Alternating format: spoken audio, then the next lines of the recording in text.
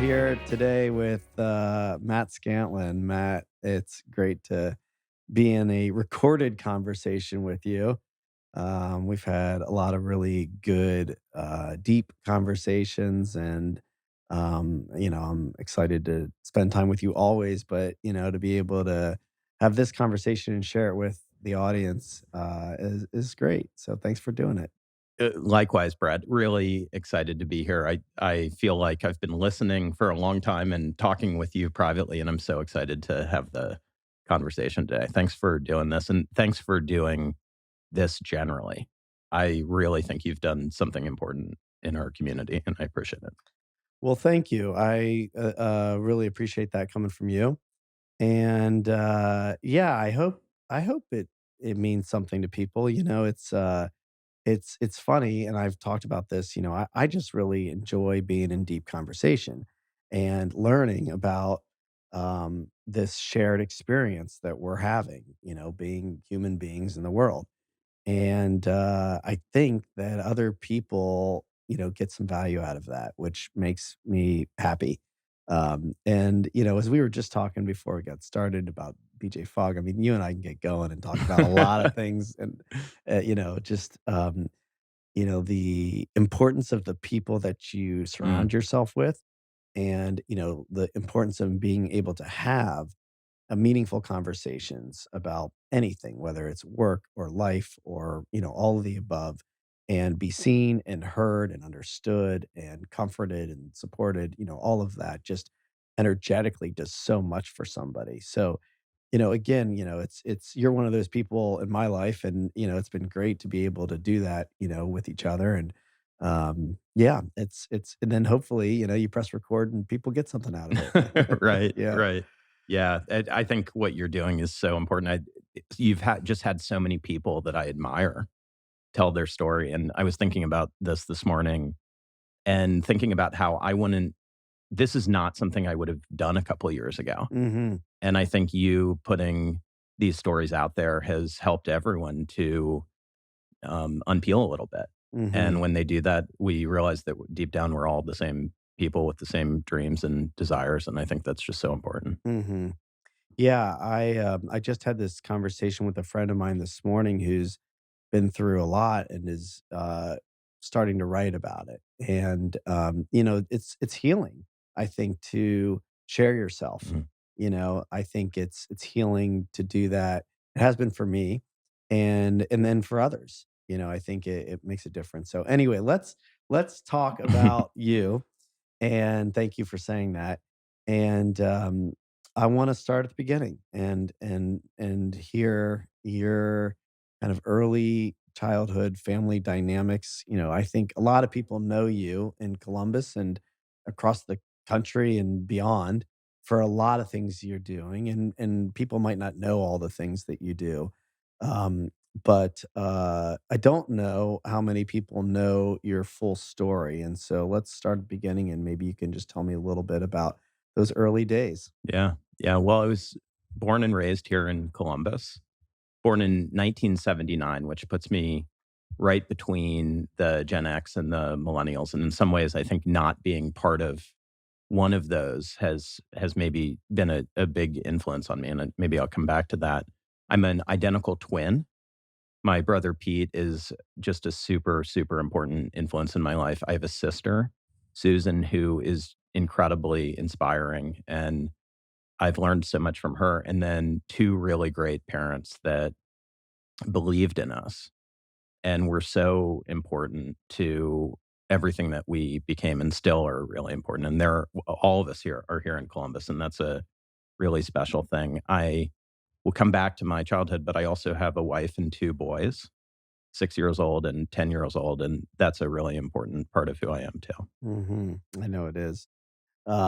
Okay, so and it's an interesting thing because just knowing a little bit about, your relationship with Pete and your Mhm. family, you do have a family that's very close and connected and in town. And I'd like to learn a little bit more about what it was like for you as a kid and kind of how you were raised and if it's always been that way or kind of, how it went for you, at least in the early stages. Mhm. Yeah.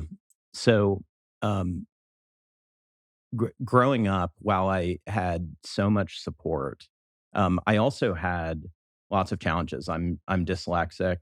I spent most of my, as my memories as a kid, I spent most of my childhood years really, really shy, really struggling in school, really actually rebelling against the world, I think. And what maybe this is who I am now. What I always wanted to do was create my own world. Mm, And one of the importances of my family, I think, for me, and with Pete in particular, and I double checked this with Mara this morning to see if as I was thinking about this, having that person that was that close allowed us to kind of create our own world. And that's basically what we did as kids. mm, We, mm, were our best friend, each other's best friend. We invented stories. We invented this world that we created. And I think that idea of being able to create this place that is maybe better, or at least better for me than I'm perceiving the outside world, has always been a big part of what inspires me. And as I think about my work today, that's really what I'm trying to do mhm, in some ways, is create this place for not everyone necessarily, but for people that want to be a part of creating a different world together. mhm, And in my early years, I had a chance to do that with Pete, and to have someone else to do that rather than to do it on your own mhm, was really important. And then to have the support of my parents who said, "You know what? That's cool." mhm. Yeah. And really valued that sort of individuality of being able to do that, and believed in us, was a big part of what we did. Mhm, So my early memories are, occasionally having a friend, mhm, but mostly having Pete, and that went on through most of elementary school. mhm, And, eventually we started to branch out a little bit, and we had a period in college where we kinda said, "You know what? Let's do our own thing." And I think our work is in some ways quite similar and in some ways quite different, mhm, and probably a reflection of people with literally the same DNA, mhm, the same environment, so the same nature and nurture, mhm, trying to find their way and be able to come back together and have a shared experience too mhm. around entrepreneurship, but also to find a different playing field. Mhm, yeah. I wanna talk about that, but I wanna just back up because 'cause I'm curious and just, hearing you talk about this, it's fascinating to me, the kinda same DNA, the same nature and nurture. That's pretty unique. I mean, unique to twins. And, you talked about the dyslexia and some of the other things that, made it difficult for you as a kid. But you have this twin, that you can really fall back on. Maybe you could just elaborate like a little Mhm. bit on the experience of being a twin, and especially for you, how comforting or important or how helpful that Mhm. was, for you in those early stages. I know it is to this day, but as a young kid who maybe was having a harder time, I can imagine it was really important. Yeah, yeah.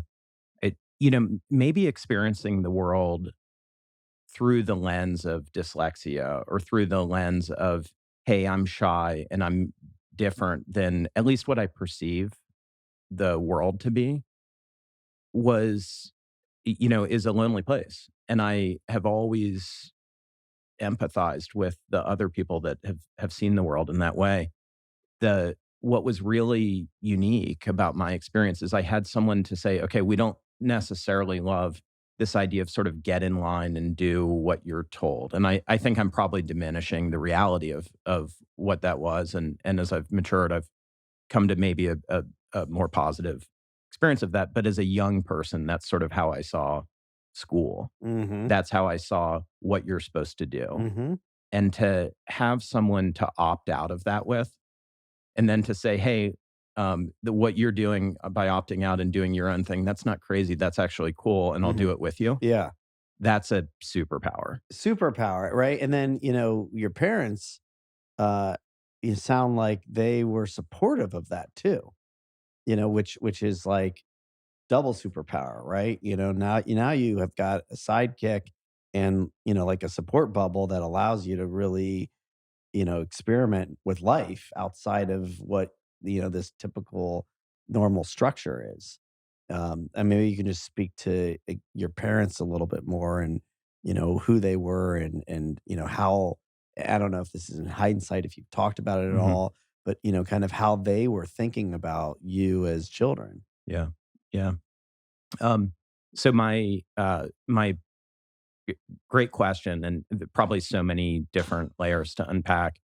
My parents are really, really smart people, really, really conscientious people. They both were deeply influenced by the Quaker religion, which is a and went to school. And in fact, my brother and I were the first generation that didn't go to a school called Earlham College, which is kind of an ethos that permeated our world. My grandfather was a professor there.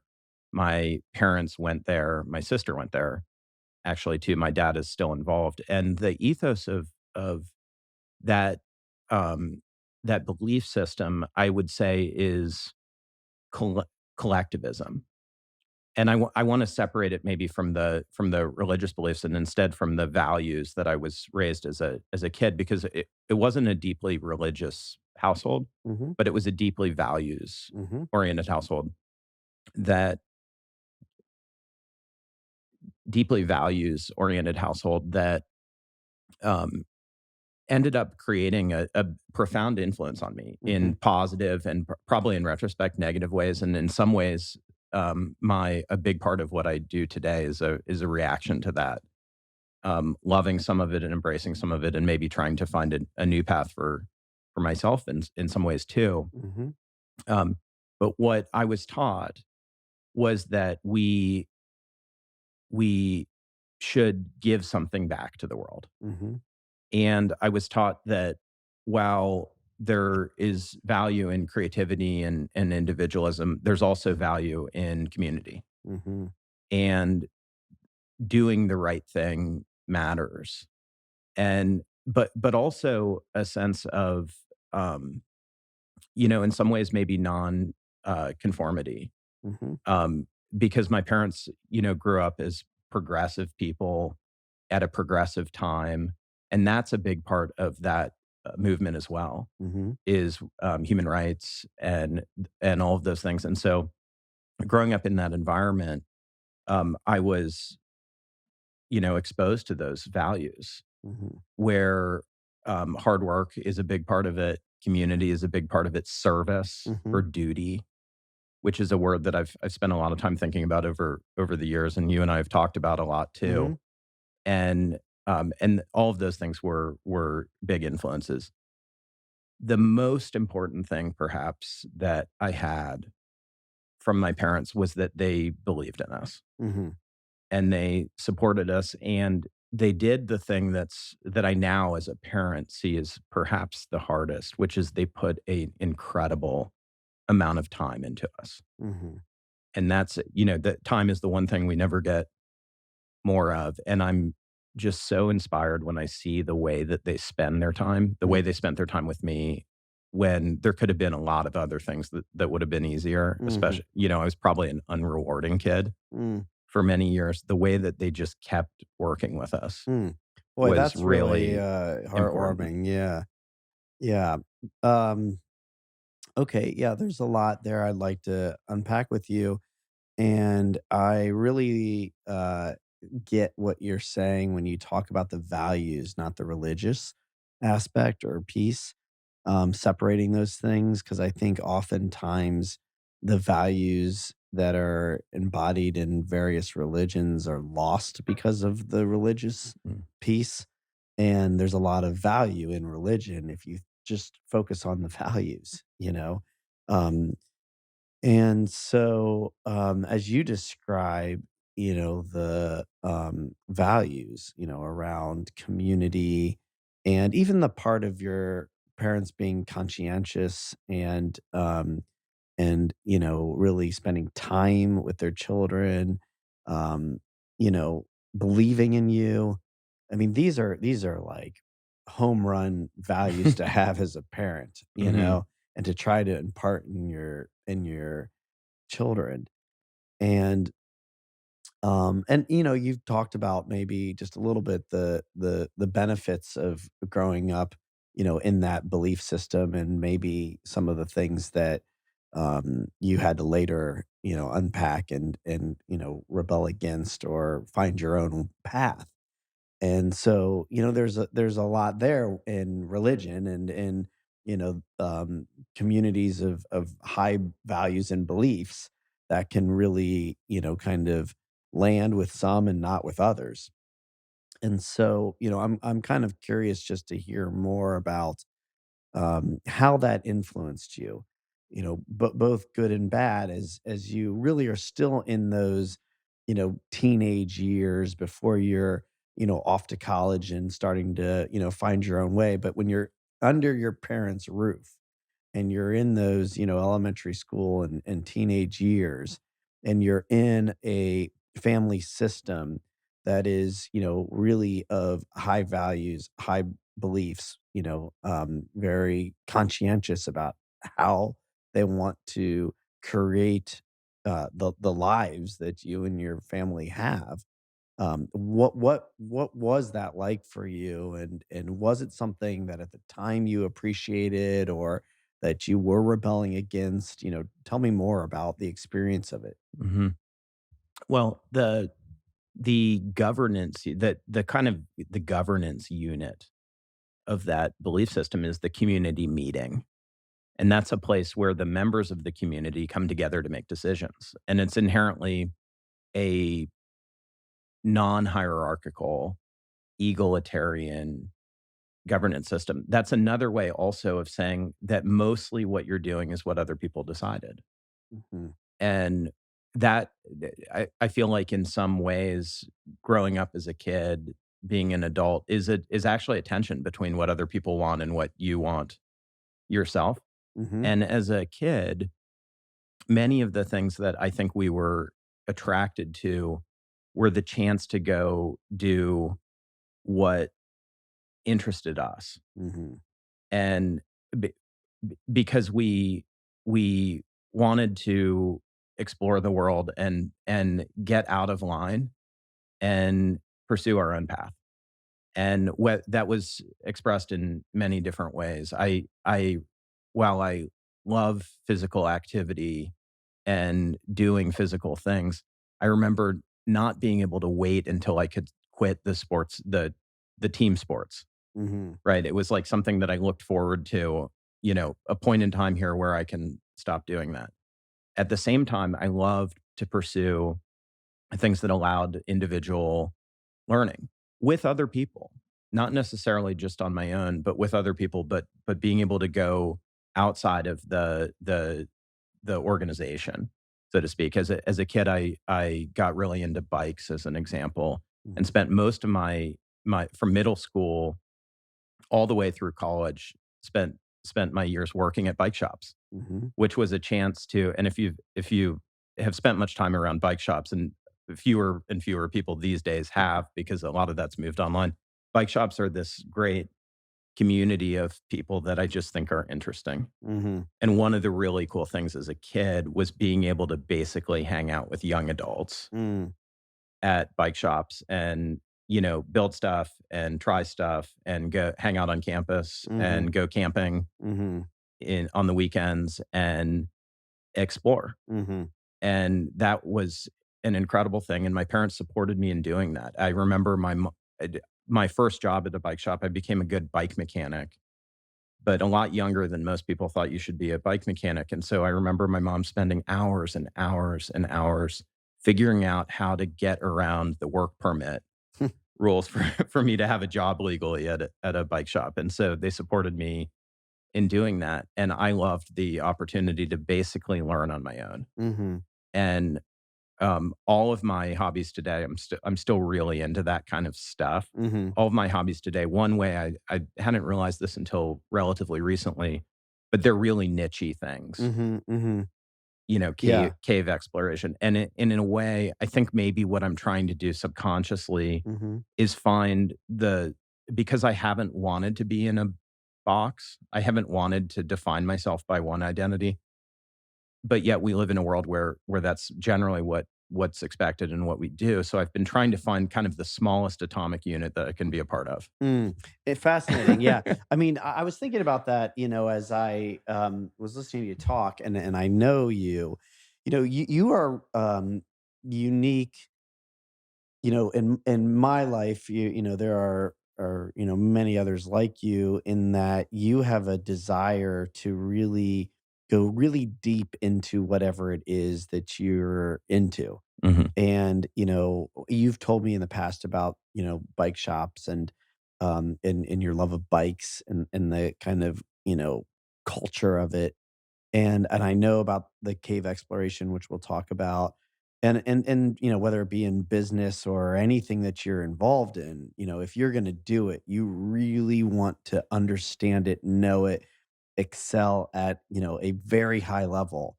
um and or just kind of go all the way there. It's not even about an accomplishment. It's about like a deep, deep, literally deep dive into whatever it is you're going to do. And I'm wondering, just how far back that goes. Was there something before the bike shop, or how do you see that connection to the family values and the community, and anything that came from the environment of your family? Is it just you, who you are? Have you always been like that? Where does that come from? mhm.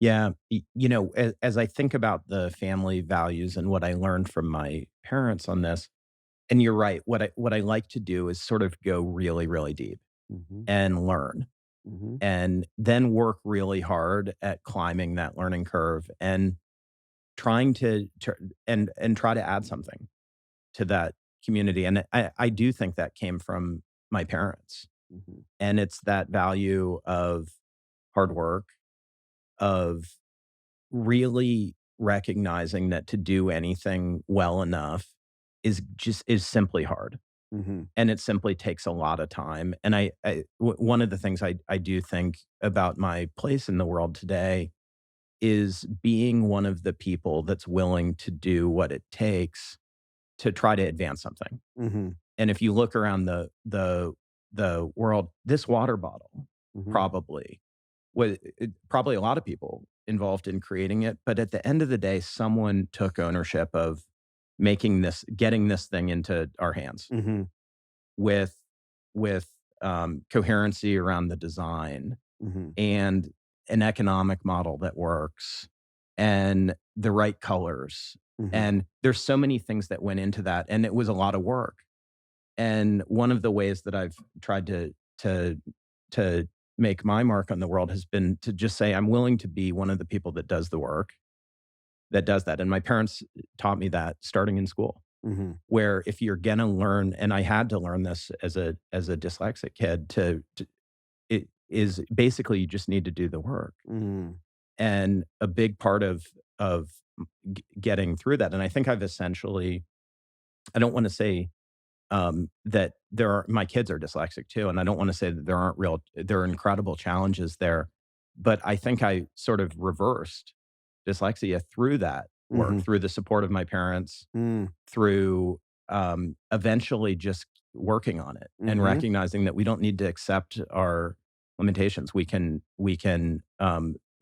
reverse them Mhm. and grow through them, and Yeah. that's how I look at many of the things that I try to take on, is to say, I'm unconsciously incompetent at this. I'm gonna eventually learn kind of what I don't even know. Mhm. And then I'm just gonna go on that journey and try to and eventually get to the point of saying, I'm gonna be one of the people that's willing to do restaurant quality cooking Mhm. in this subject. And Mhm. that might mean staying late and working really hard at it. And that's one of the things that I learned from my parents and my grandparents too, Mhm. who I think probably taught my parents that. Mhm.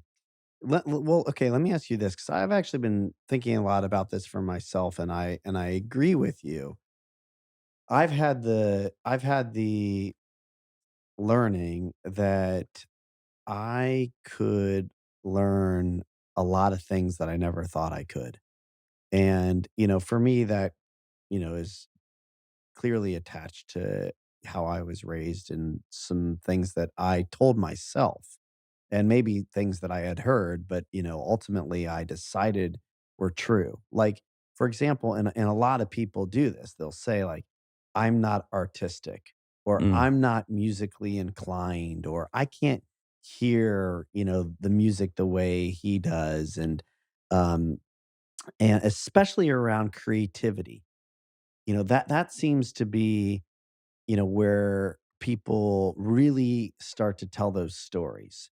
And I think you can extend creativity outside of, the fine arts and really into creation of anything. mm, And in your case, you described this early period where you were empowered to really create a reality, mhm, so you're constantly in creation one way or another. And that's, what I believe. And I've learned over recent years as I've returned to things that I always wanted to do but didn't think that I could, like painting and playing music. And, you and I have talked about this, even making money. mhm. I didn't, even long after I had made money, realize that I was good at doing that. I thought maybe I had just gotten lucky, and so what I'm hearing you say is really you can create whatever it is that you want, and it's a matter of doing the work. And it really comes down to commitment and work. And so I guess I'm curious for you, what was the reality that you decided to create, at that, kind of stage in your life? And how did you decide what it was that you were going to pour yourself into and do that work with? And maybe that'll kind of take you, into the next stages of life too. But I am curious, how did you decide to commit to certain things that you then were gonna do the work Mhm. with? Mhm.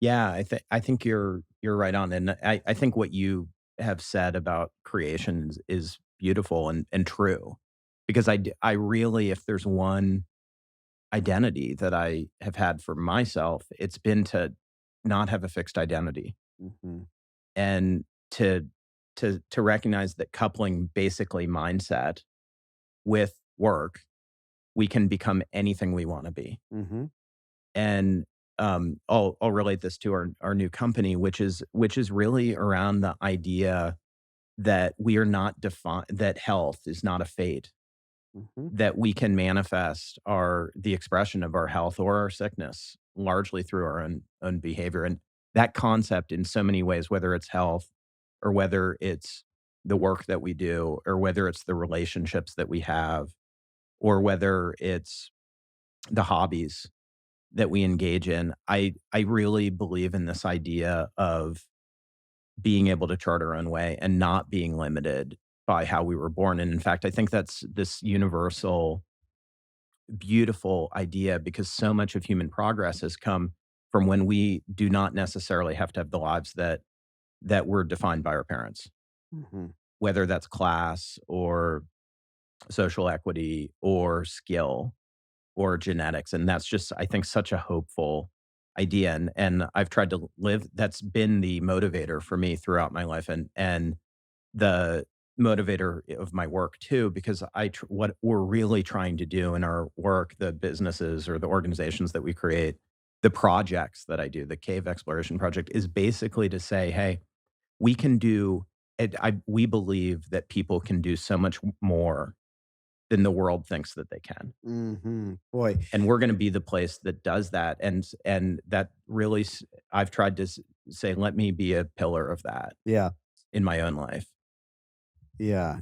Boy, that's great. Yeah, this is, kind of getting to something that I'm feeling is really an important part of my work, and, what, continues to come up on the podcast, and, what I'm now writing about.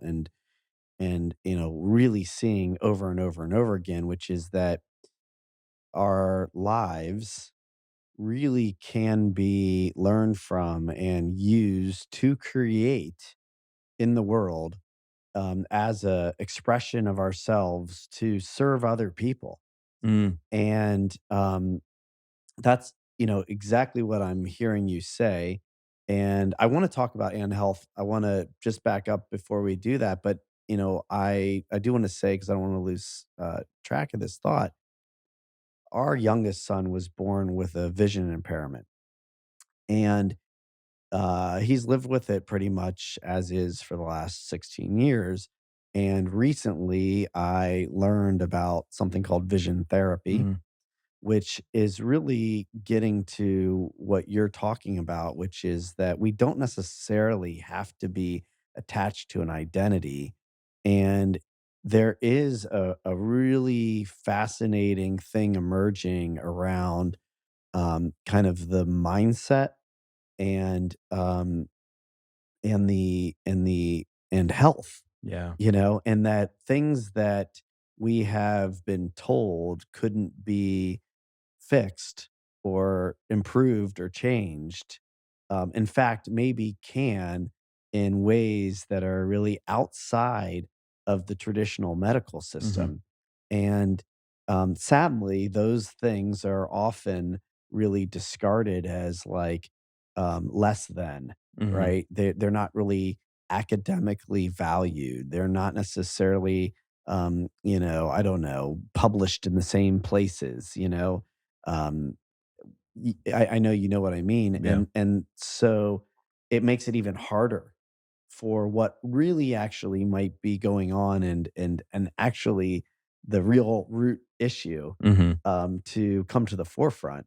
But it is, and what you're yeah. that's what you're doing. Yeah, so Yeah, so much to unpack there, and I know you wanna stay on the that's okay. ad No, go wherever you want to yeah, go. Yeah. because but what you're saying is I think the power of mindset, which is another way of simply saying harnessing the mind-body connection, Hmm. combined with the power of participation, Hmm. because the pathology of so much of the health that defines us today, that is to say chronic disease, like, for example, that your son things that last Hmm. for a long period of time, so much of the pathology of those is actually the body's reaction to our environment, our behavior, Hmm.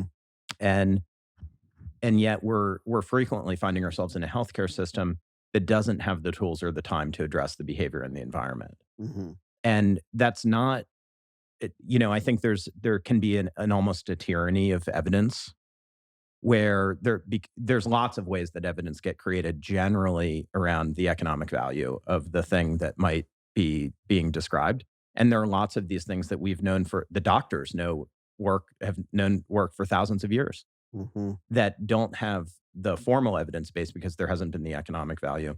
And then there's lots of things what we found that the the that doctors and the healthcare system know work, but but aren't really in the tool belt because we don't have the tools and the time to believe that patients will do them.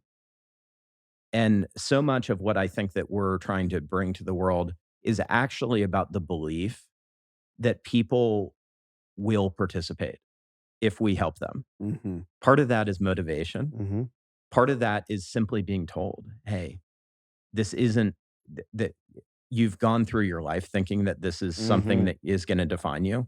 Maybe even some people that were a part of your healthcare said, "This is now your identity." Hmm.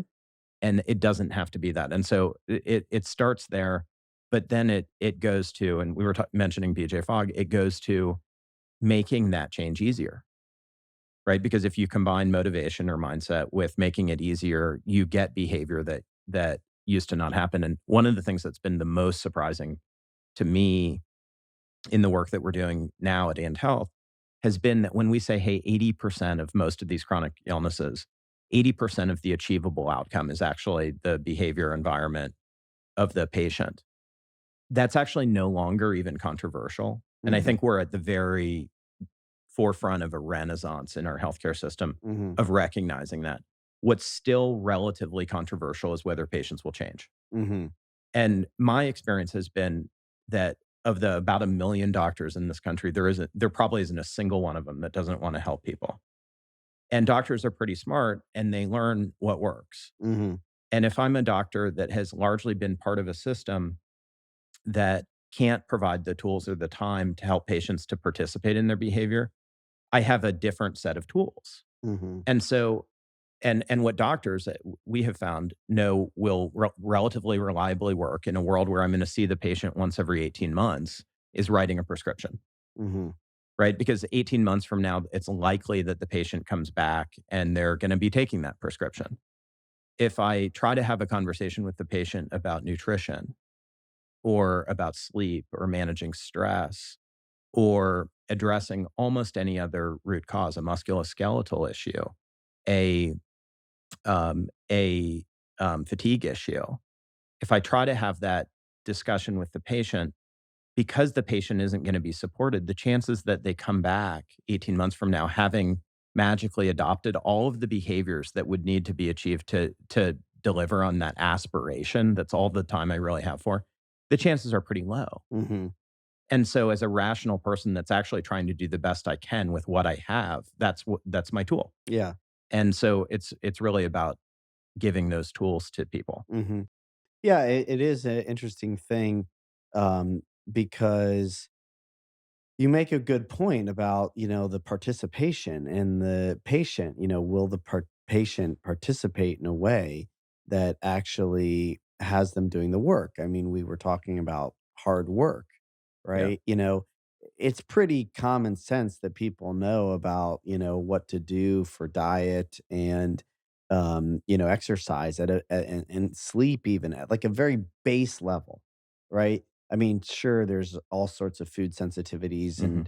and, ways to kind of, get in there and look at it, individually and decide what works and right. Like, I have the privilege to do that stuff. But, you could really basically look at, whether or not you're eating fast food or how many calories you're eating and how long you're sleeping and how much you drink and whatever, right? There's some base things that are common knowledge, yet, that's not what our society does. Even though we see everybody having, heart failure and diabetes and, cancer and illness, everywhere, including mental health. And so, the question is, I guess we're getting to end health, but and I do still want to back up with Yeah. you a little bit afterwards, but the question is how, and maybe, you can just say how and health is really aiming at solving that problem. Mhm. Mhm. Well, it starts with being the doctor that can help the patient with a condition that they care about.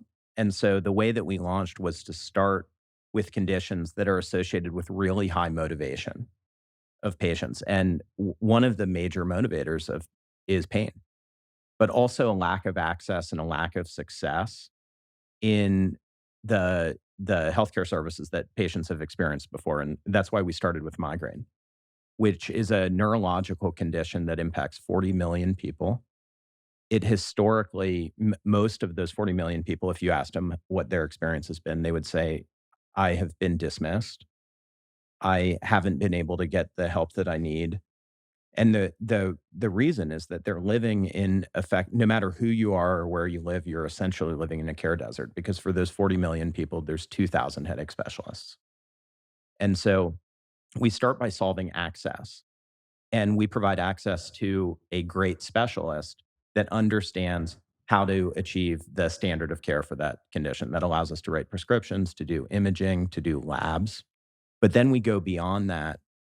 And once we've established the trust and the connectivity with the patient, and we've made healthcare move from something that's historically been episodic and on premise to something that's continuous and virtual, we use that platform that we have, that connectivity, to guide the patient through a disease reversal journey. And for migraine, that takes about 3 months. And at the end of 3 months, we're gonna have, on average, helped patients reduce their migraine days by 80%, which is about 2 times the standard of care when you're simply doing medications. And we've done that with a net promoter score, which is how we measure the customer experience. We've done that with a net promoter score of 90, which is a world-class customer experience, and I think that that speaks to it worked, and you met me where I was, and you solved a significant problem. And so that's how we're doing that. There are many conditions Mhm. that our healthcare system today doesn't have the tools and the time to treat Mhm. in that way that are actually incredibly addressable, and there's a huge gap between what the existing standard of care is achieving and what's actually possible. Mhm. And we call that concept disease reversal, Mhm. which is getting patients to the point where they can have the lives that they want to have. Yeah. In many cases, it's remission. In some cases, it's, um, uh, I now can do what I want to do. Mhm. And for our healthcare system, it's getting to the point where we're addressing the escalating um, burden of these diseases in cost, in productivity, in human potential.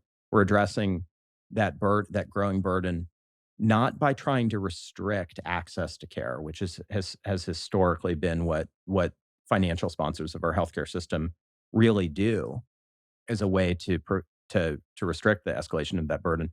We've given a new tool, which is to say, let's get patients to the point where they simply need less healthcare by addressing the root causes. And so at a system level, disease reversal means getting people to the point where they don't need as much, Mhm. rather than getting to the point where we just get better at saying no to things that they need. Yeah. Which, is a bit of an uphill battle because that means if they're not needing as much, that means somebody isn't as busy or as profitable, right? I mean, that gets into a whole Yeah. another aspect.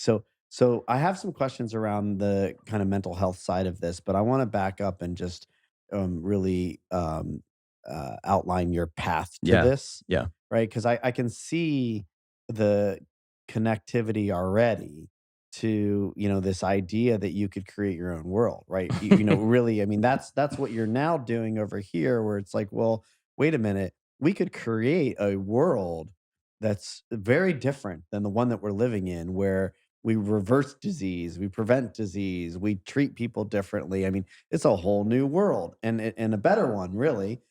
So Yeah. so let's talk about your path to that. I'm going to back up to the college part where you and Pete decide that you're going to explore different things and go your own way, to some degree, and that then also plays out in your career Yeah. to some degree. I mean, I know you're very involved in each other's work, but back up, to that stage where you go off to college and what happens to the mat world, then. Yeah, and thanks for taking us back there. You're I you you can't help but, and this has been, I'm demonstrating that personality of kind of all in, Yeah. is Oh. you just can't help going to those things.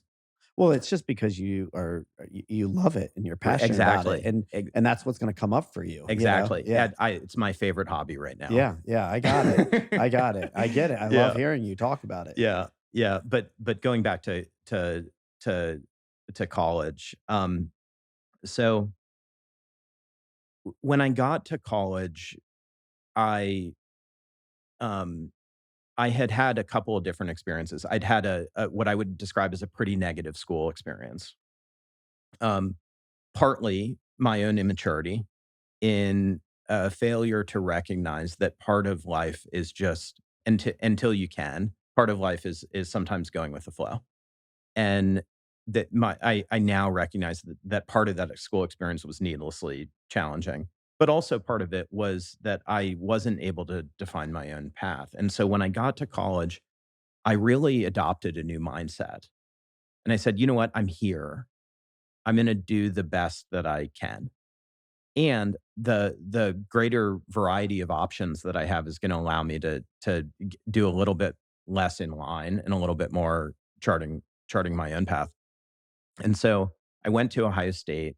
I started there because I thought and in some ways my evolution in college is actually, I would say maybe a shift from moving away from what other people I think wanted me to do to what I wanted to do. And so I started in college as an engineer.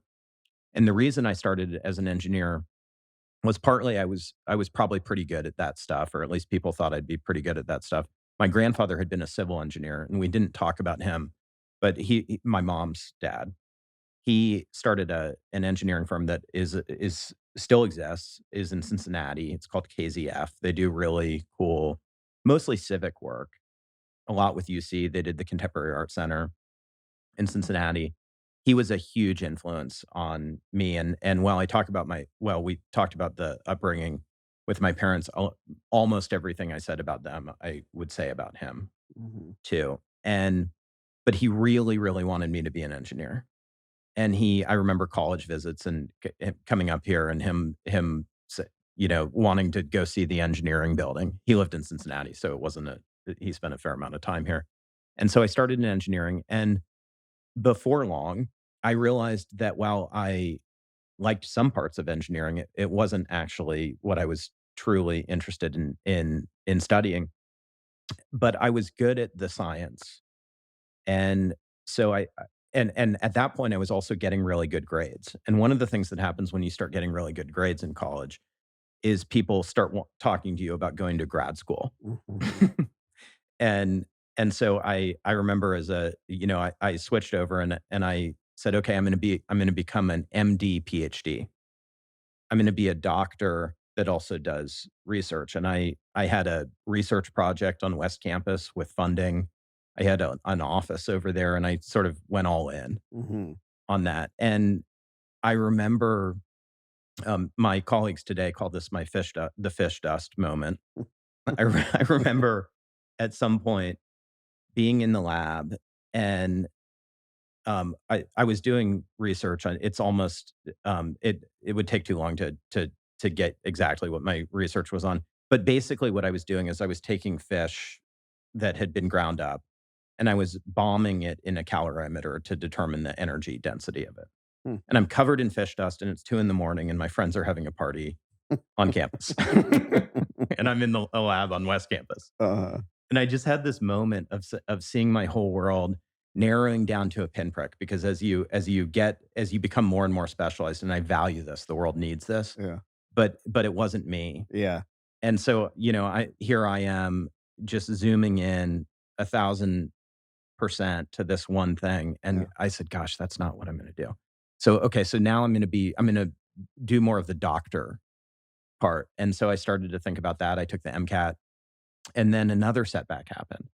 And I ended up I was a math tutor, and I was tutoring someone in her house, and I woke up, got really, really dizzy, woke up in an ambulance and spent a couple days at OSU hospital. And for the first time, experienced the healthcare system, not as a researcher, but as a patient. Mhm. And I had deep admiration for the work that was being done there, for the doctors that were conducting the work, the nurses, everyone. But I also said, gosh, I just can't see myself being great at this. Mhm. At the time, I was still super, super shy, not very expressive at all. And I just simply said, my bedside manner simply won't be that great. And so that was another moment of saying, gosh, I was on this path that was largely the path that people had told me I should be on. And they all had the best possible intentions for me. Mhm. But nevertheless, it was a path that I wasn't sure about. And in many ways, I was on because it seemed like a hill to climb that the world valued. Mhm. And then and there in the hospital, I realized that that probably wasn't for me either. Mhm. And what I realized, the one thing I was confident about was that I didn't know what I wanted to do. Mhm. Mhm. How much of your pursuit of the, MD, PhD thing and the, down to the pinprick and, kind of the maybe losing sight of yourself even, just as you get kind of embodied in the work. Mhm. How much of that do you think comes from the, stories at least that you told yourself? I'm not making anybody wrong, but um I mean you could tell me, how much of it came from the learning about um service and community and being conscientious and the values. I mean, is this in some way, did it is this the part that kind of took you to places that Mhm. maybe weren't you? Yeah. Does that have a role in kind of how you ended up in some of those lanes that, weren't really who you were? Mhm. Or, was it something else? Yeah. Yeah. No, I think that that's right. What I think that the nuance here is that while I think that I have spent a lot of my life trying to perform for other people, trying to serve, trying to do my duty, and that was a belief system that was created by that environment that I grew up in. I also think that if I went back to my parents and I said, "Hey, I really don't wanna do this," Mhm. they would be totally fine. And Yeah. so, a big part of my life has been realizing actually that that thing that I think I need to do is actually me. Yeah. It's not them. Right. And we put it on we tend to sometimes I think it's easy to put it on other people. Yeah. And I remember this um, you know, when I made a transition out of a job recently, and we can go there in a moment, is I remember, like, having this instinct from being a kid of, learning to serve the community Mhm. and do good work, and then talking to my parents and realizing that they didn't think I needed to do anything. Mhm. It wasn't I needed to go do another thing, Mhm.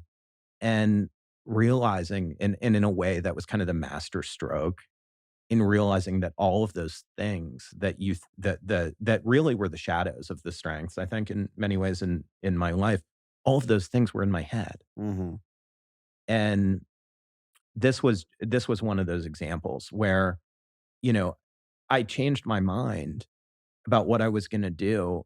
Nothing happened. Mhm. It was fine. Mhm. Everyone still loved me. Yeah, yeah, That yeah. my parents still loved me, and they still supported me, and in fact, who knows what would have happened had I had done that?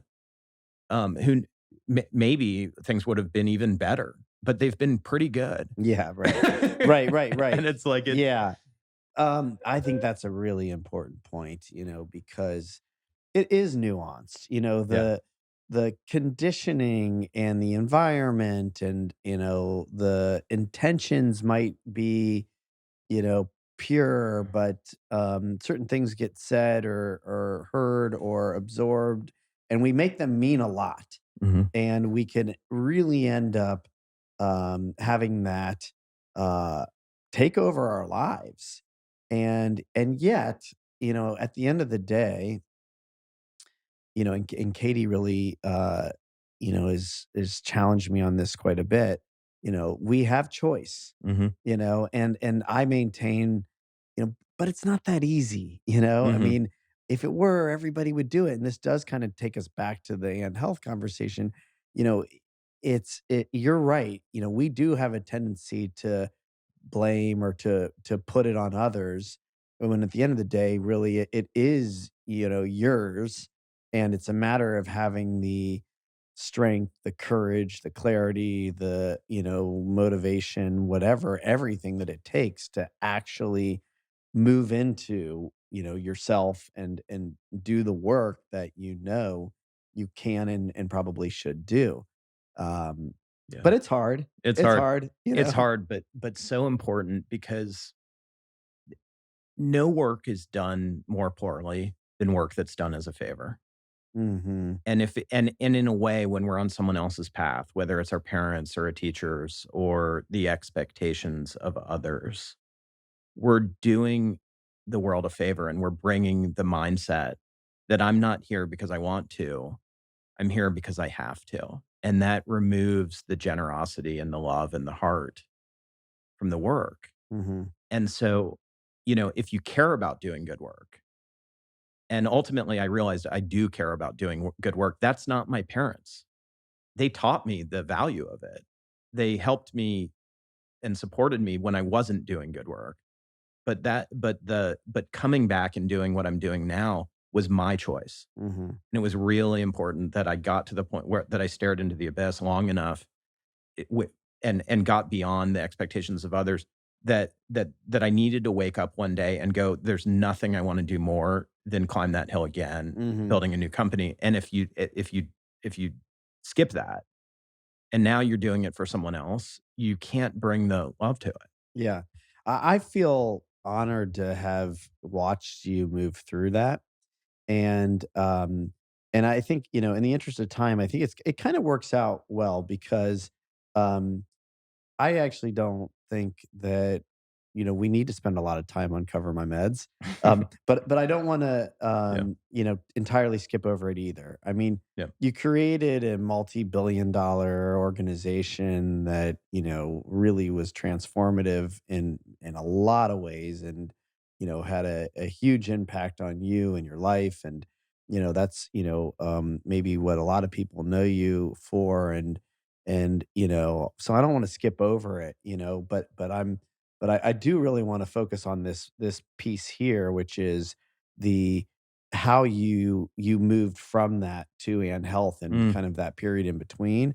But maybe you wanna just say, a little bit about, Cover My Meds. yeah, yeah. So, I'm incredibly proud of what we did at Cover My Meds. We helped a lot of people, and I do think that we had some success creating that world for people that wanted to do something that was bigger than they were told you should be wanting to do.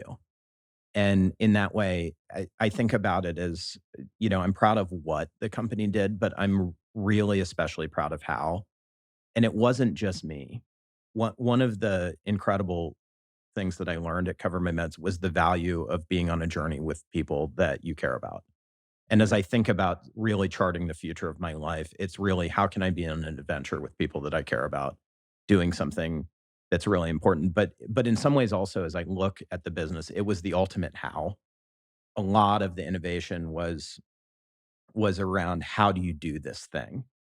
And that was really important, and I think what was called for at the time because no one what we did was we automated the prior authorization process, which turns out to be a lot more important than people realized, but also no one is born when you're a kid, you wanna be an astronaut, not be in the prior authorization process, and so a lot right? Right. And so a lot of what we were doing was about creating that environment Mhm. where people and being that place for people that could be an expression of doing more, of being on a journey, of of realizing that work doesn't have to be this cold place where get in line and do what you're told. It Mhm. doesn't have to be a place that only does what the bare minimum that it can get away with.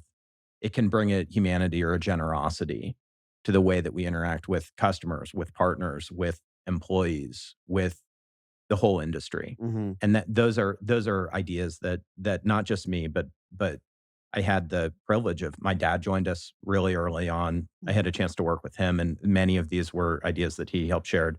My leadership team, who from the very beginning all was an expression of these ideas, and many of those people are at our new company, Mhm. and we're Yeah. doing the same thing. And so it was an incredible experience, and I learned a lot from it. Oh, I Yeah, know, I know. What an important, part of your journey yeah. and really, major. And yet, like, it's interesting because, I drove by the headquarters today on my way here, and I'm seeing now the 2 buildings coming together, and it just has you all over it, Um, your vision for creating this, new reality and solving problems and making things better and service and duty and, the engineering thing even, Mhm. the Yeah. your love of aesthetics and design and community. I mean, it's all there. And yet you walked away from it all. Mhm. And, I think that's something that, is really hard for people to do. Mhm. because you built something. If you wanna talk about identity, I mean, you could have easily made that your identity for the rest of your career, and instead, you walked away and took time to do a little bit of nothing, a lot of cave diving, reconnecting with your family.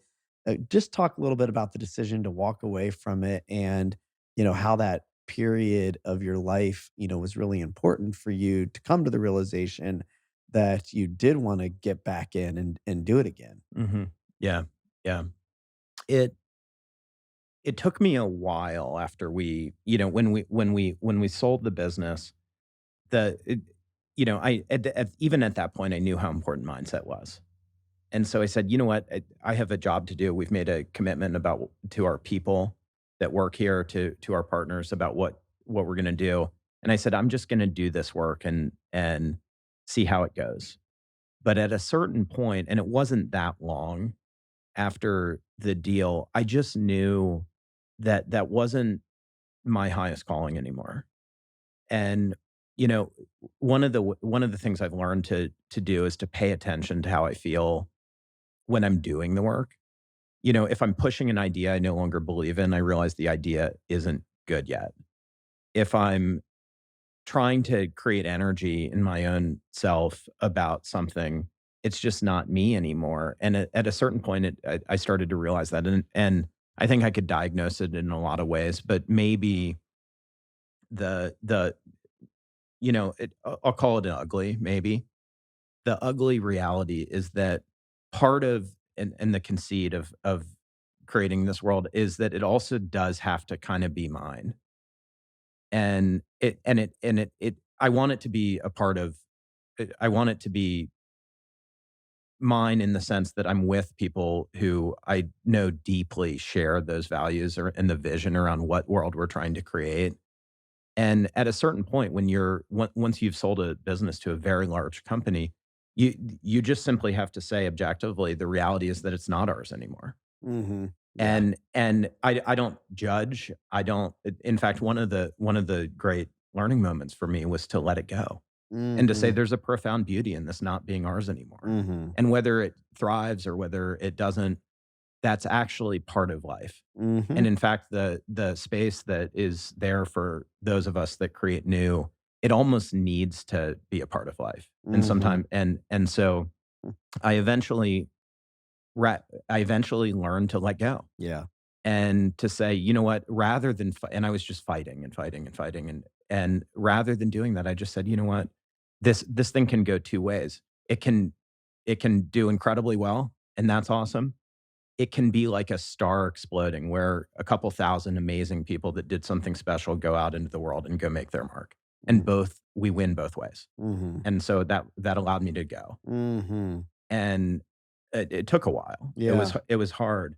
But when I left, um, one of the things I realized was how important it was to to to reconnect with who I was Mhm. and to find that next journey. And I tried to bring to it the idea that that journey could be very, very different actually than what it was in the past. And in fact, a funny thing happens when you have that kind of a ride is you yourself start to think differently. Matt, in my head in that moment in late 2019, Matt's a really great a startup executive. Mhm. Matt's a really great entrepreneur. Matt's a software healthcare technology person. That's true. I was, but I've also been a lot of other things. I've Mhm. been a dyslexic kid. Mhm. I've been a bike mechanic. Mhm. I've been a sailor. I've been a I've been a cave diver. And I said, let's see who Matt should be next. And I tried to say it doesn't have to be it doesn't have to be business. Um, and one of the things that I was all along, but didn't get to spend as much time on, was I'm also a father and a husband.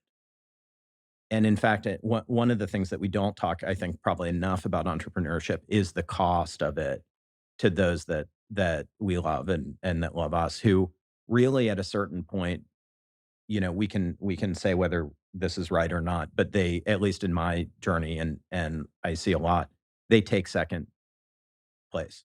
Mhm. And we can talk about, and I did, about how, I'm needed here. This is the part that's not optional and the family's okay, but I realized that I and wanted to reconnect and to make them first too. And so I knew I was gonna do that. And then I was gonna say, what journey calls on me? And I'm gonna try a lot of things. And I said, I will know it when I wake up one day and there's nothing I wanna do more than this next thing. And so I started by spending time. The pandemic happened too, and Mhm.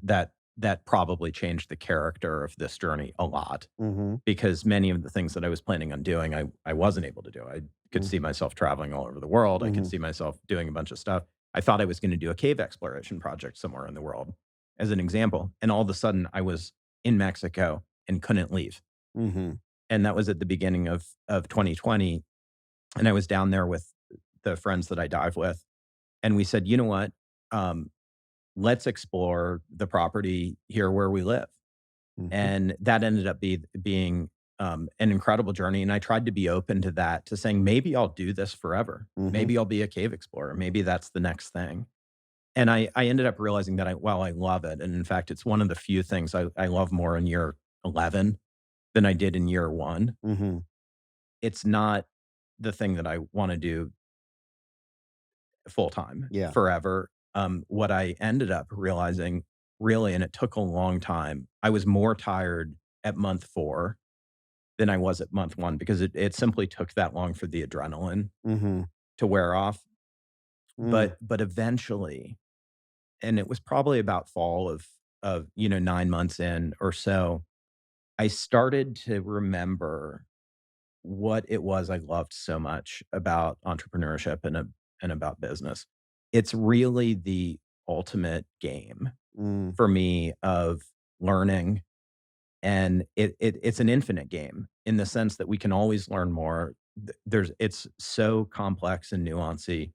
The level of work that we can do with people, that adds a dimension, the richness of it, the complexity of it, makes it simply my favorite thing. Mhm.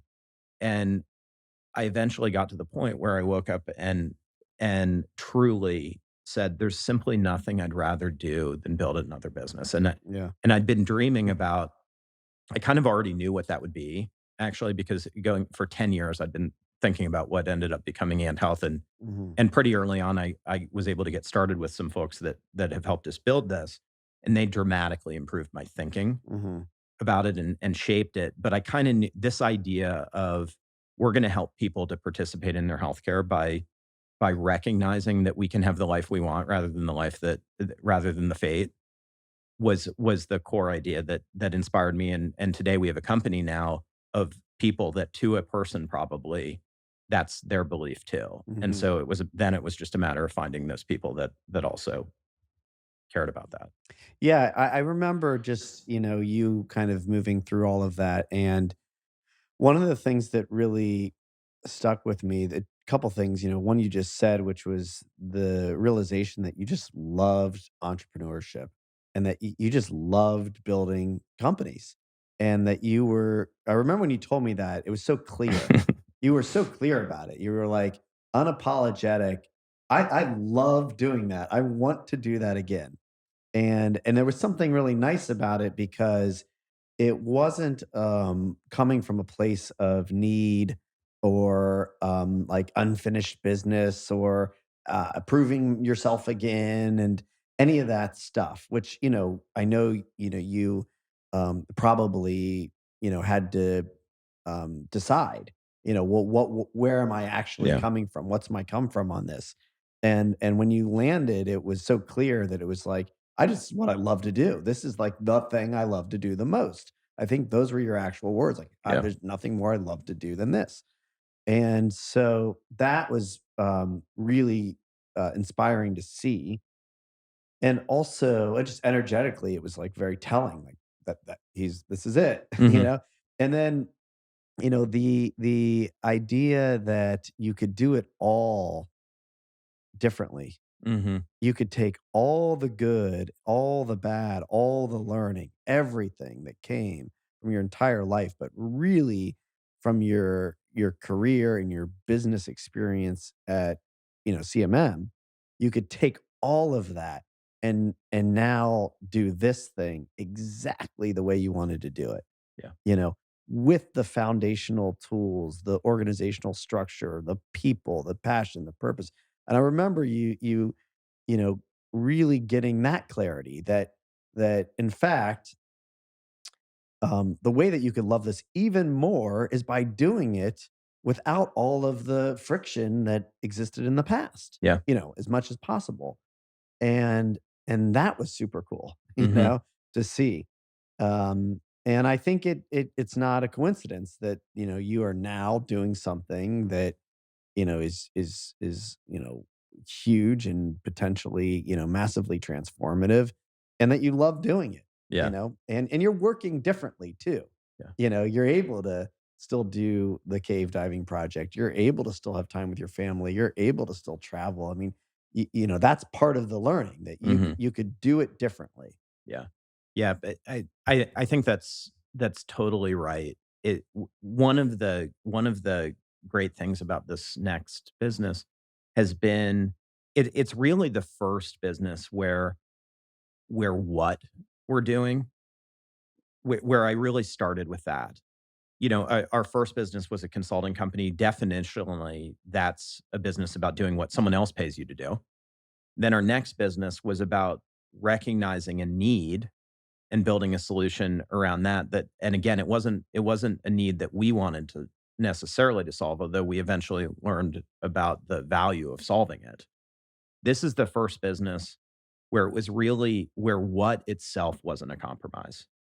What we're doing, this belief that people can reverse disease, that we can chart our future, right? That it's an expression of everything I feel like I've spent these 43 years on earth believing, living, learning. And and so even the what it one of the I think that the things that is beautiful about it is that there was no compromise even on what we're doing. And in some ways I feel like in a way that's shedding that sense of duty Mhm. where, if you even think about Mm. it, is what does our business need to do? In the past, it was, well, we need to do the problem that the world wants us to solve, right? And I do think this is a valuable problem for the world to solve. And I think there's perhaps more people that want this to be solved than anywhere, but it started here. Mm. And that's in a way one of the things that I feel is different about that. That's also created a freedom, I think, to to really lean into that idea and maybe be even more about the people that are going to be on this journey, why they're there too. Mhm. And ultimately actually rather than to look at it and say that's moving away from this idea of service, to actually lean into it and say, you know what, actually if we can get people that believe in that, in the beauty and the power of what happens when that becomes true, will be even more about service. And Mhm. yet there Yeah. was no trade-off. Yeah. And so much of this life is learning that there is no trade-off. Yeah. Wow, yeah, I was thinking that as you were talking about the duty, and that's the irony, that in the letting go of the duty, the responsibility of that, you're actually fulfilling on that very thing in a much more profound way, Right? right? Right, because it is coming, from your heart. It's you expressing itself out into the world with love and unselfish desire, right, to produce powerful outcomes that do ultimately come back to serve other people, which is what the duty is about, Yes. you know?